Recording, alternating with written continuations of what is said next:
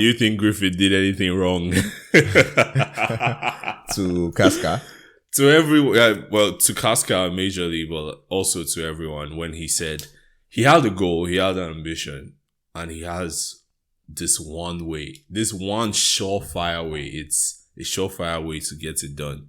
Do you think he did anything wrong? Chris saw Berserk for the first time ever. As an anime fan, he had not seen Berserk because, he's still dabbling in shonen. But, as a veteran myself, I do say so. As an admiral in the anime community. Yeah. Can't believe I just named myself an admiral. I had to get Chris to see it. And how do you feel seeing Berserk, especially after seeing all the 3 Golden Age arc movies? I didn't know what to expect, honestly. Yeah. And then it just started with the war. Yeah. I was like, such an opening, yeah. I'm like, what's this? This is not, what I'm accustomed to, But then it went on, and then you see Gotsu with his huge sword. And that was the first thing that drew me to him. And then we get a glimpse of Griffith. I really didn't know what I was going to expect. So I went in really blind. And I could see at the end. I like Casca. The first season, in my opinion, was not all that great. I think the second season put things in perspective for me. And then the third season, because like you said, you're like I said season, I'm talking movies, about parts. Yeah. The third movie kind of ended and left me with so many questions, which you would answer, because I want to see the 2 seasons after that, which I would try to see. Yeah. But I was watching the third part here, and you saw me watching it, and I was like, what's this? Is this the end? Yeah. So it was a good, or it is a good anime, but I'm just going to say one thing, yeah? Yeah. I don't know who's going to eat me up for this, but a lot of people. I'm not going to put it up there with the likes of Naruto and the Dragon Slayer. I'm not going to put Demon Slayer, Demon Slayer, sorry. Yeah. I'm not going to put it up there, the likes of those. But maybe because they are 2 different categories, hence that. But I enjoyed it. Liked it. There were some very shocking things as well. Absolutely dreadful, man. Like, absolutely dreadful. Things I would not normally expect in the kind of animes that I watch. You get. But since I'm being exposed to this type of anime, I think I'm gonna see more of this, I guess. Since it's gonna be like seinen type. The second and the third part would really put things into perspective for you. Yeah. And you would actually then follow it more and really, want to get to the end of it. When I started the first part, I'm not going to lie. I was kind of, I really wanted to sleep. You wanted to sleep? Really? It's how I felt when I was watching it at that moment. Maybe it's just me. Other people obviously were like, pumped or hyped and all of that, but at that moment I really just wanted to sleep, and then I think I had gone like almost halfway. I just decided to stop for a bit. I would probably give it all together, all 3 movies together. Yeah, I think you have to piece all of them all together to rate it. So to one big, I can't give all of them individual ratings, but I'm going to just give the whole story like a general rating of say 7.8. That's my opinion. Yeah. I'm very sure you gave it like a 10. Not a 10, but like close to a 10, like a 9.5. So the thing about Berserk for me is, like you said, it's not your typical anime. It tackles a lot of deep issues, and then just the portrayal of the story itself and the things that they were willing to do in this anime. Like you said, the scenes, the extracurricular activity scenes, just those scenes, like you'd never see that in your typical anime. Yeah. Even though I've seen it in quite a few, but Berserk, just the things it tackles, man, the whole bromance between Griffith and Guts, and the fact that he doesn't. One of them puts one on the pedestal. It's kind of like Naruto Sasuke, right? One of them really puts their relationship on pedestal, and one is like, I have to go my own way. I have to do things myself. And then the subtle introduction of all those spiritual, fantastical things. I feel that's something that some people might not get. So I was watching with my girlfriend as well. She was like, is there any point to this? Is there any point to Cause I feel maybe when she started it with me, she felt it would be like a Game of Thrones story. Yeah. You know, a medieval type story, but then you start seeing monsters out of nowhere. Like it's switched up. It switched up like a whole other thing. I was like, what's his aim? And his aim was he wants to have his own kingdom and all that stuff. I was like, okay, let's keep watching it for that. Let's see how he's going to achieve that, if he's going to achieve it. And I started to see, maybe he's going to use this princess to get to that point. Get to the point, which would be a logical. That was where I was thinking. I was like, maybe he's going to, he makes her fall in love with him, but maybe he does not love her that much, or he just wanted to get to his, his goal and all that. But it switched up, or it was getting to that point when they made them the Phoenix. The white Phoenix. Yeah, the white Phoenix and all that stuff. And then everybody was happy. Well, I felt, yes, he's climbing the ladder. He's getting to that point. And then Guts left and he just broke down. Yeah. Like a baby. It's such a hard, I feel when he met Guts, he felt this dude is strong. He's going to get me to where I need to go. Right? Yeah, he said he's going to use him. He used him so excellently. I mean, the whole assassination of Julius and that was unfortunately his kid.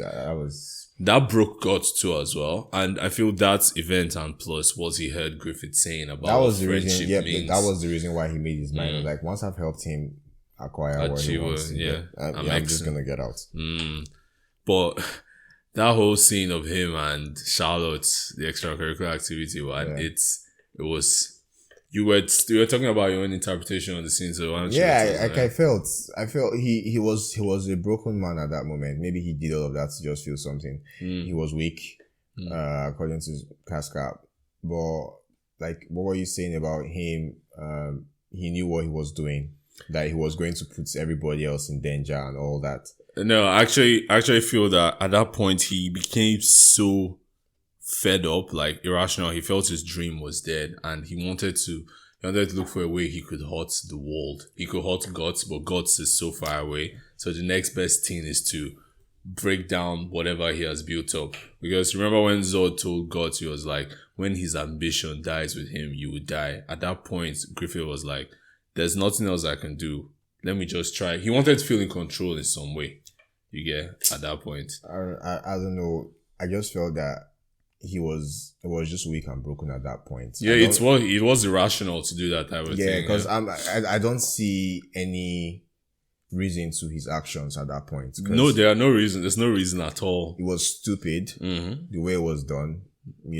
Because I knew he was obviously going to get to that point with Charlotte and all that, and if he was patient enough to get to where he was now, he could still have, or he would have been patient more and somehow find a way to get with Charlotte, and then because he's married to the princess, he can become the king eventually or something like that when the king dies, or I don't know. But that's not how his story turned out to me, because that was definitely not how it turned out. Yeah. I feel he was like, I want to burn the world. What's the worst thing I could do right now? And the worst thing he could think of was, you know what, let's just take away the purity of the kingdom. Griffith the dragon. Like, let's just ruin the purity of it. Let's just take it out. So apparently in the is it in the manga or the 1997 anime, the king of Midland actually sexually assaulted Charlotte. Yeah, he said if they didn't show it in these ones, Griffith mentioned it. Yeah. Where he said you wanted her for yourself. Yeah, exactly. Because he definitely was assaulting his daughter or something in that way. I think that's what he meant. Yeah. So that part was left out, but it's in the manga. Yeah. Because it's cut out of both the 1997 anime and this Golden Arc anime. Yeah. And this Griffith's deduction is in the manga, Well, it's not in the 1997 anime, but it's in the Golden Age arc. Yeah. So maybe they just didn't want to show that part. Yeah, they didn't want to show it in this one, but it's in the manga. The manga is, after watching this movie, I'm actually like, you know what? I'm going to go read the manga, try and finish Berserk, because it's insane. It's a freakishly good. People say Kentaro Miura is arguably the best mangaka that's ever lived. So mangaka is a comic book artist, right? In Japanese sense. So yeah. But that scene, I mean, so it's an anime, it's a movie. Different people have different takes on it. So I actually went on Reddit. I read the Reddit. I'm like, I Googled, why do Griffiths, do that with the princess? Yeah. And some people are just saying the same thing. Griffith needed to feel in control again. That's what the user has been deleted. And someone was like, that's it. Somebody said after losing his most powerful soldier, Griffith felt powerless and depressed. He was utterly defeated by gods, which made him feel his weakness for the first time. And in his mind, gods betrayed him. Griffith needed to feel control and strength again. So he went to Charlotte, someone he could easily dominate. He thought pleasure would make him feel better. Charlotte was also part of his plan to become king and get his own kingdom. He lost his temper after what happened and decided to quicken his plan. He just went, I feel it's not two, our points are not two separate points, but they're actually together. He felt weak. He wanted to feel controlled again. He's so selfish. Yeah, he is so selfish. That decision he made messed everyone's life. Yeah. Like literally. Everyone. But he did not care. He did not care at all. He never cared. Yeah, he never cared. That's the point. He never cared at all. And that's sick. For someone you're following, you're looking up to, having that perception. It's one of the sickest, craziest thing ever. When you put someone up on this pedestal and you feel that this person is, and then you find out that this person is bullshit. Yeah. That has to be one of... He was like, everything would die to my ambitions. I'm going to get my own kingdom. And when he saw that, I don't know why he just decided without gods it's not possible. Like, he just he's like, oh, my dream is now tossed out the window, which is crazy. Gods is stronger than him, babe. Generally, there's no two ways about it. The killer of 100 men. There's something legend. There's something about that scene though that I love during the extracurricular activity when the maid looked through the keyhole, and I just kind of wrote down a world through a keyhole. It's like something so small can expose something so big. It was just beautiful cinematography at that point. Yeah. I freaking loved it. Something else about cinematography about Berserk is the way they show the flashbacks. It's so hazy and shaky. Like almost, it's a memory, so it's subjective. It might not even be true. So I feel that's like the whole point of it. And you see that too when Casca gets unconscious. Everything becomes shaky as well, which means some parts are missing. There's a gap in the memory. Somehow putting it into perspective that it's how people really see things, because their memories, and in a way, this has been a very long time, so it might not be as clear in your mind as it's supposed to be. So it's a very good depiction of how it actually, should be. And their memories are always so dark, man. Yeah, most of them had sad lives, and if you very sad, it then boils down to this question where the difference between a hero and a villain. Yeah. Where we talked about it's the decision and the choices. So a hero would both of them have similar backstories.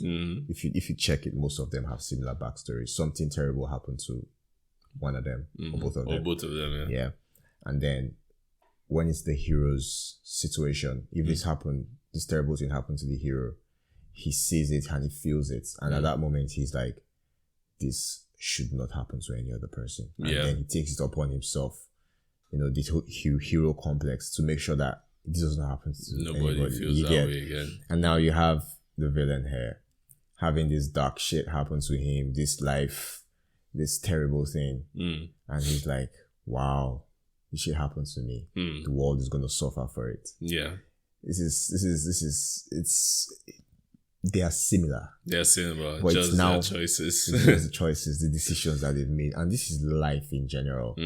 When who we are as a person it's a continuous combination of fragments and decisions and choices that we've made brought us to this position or this point that we are.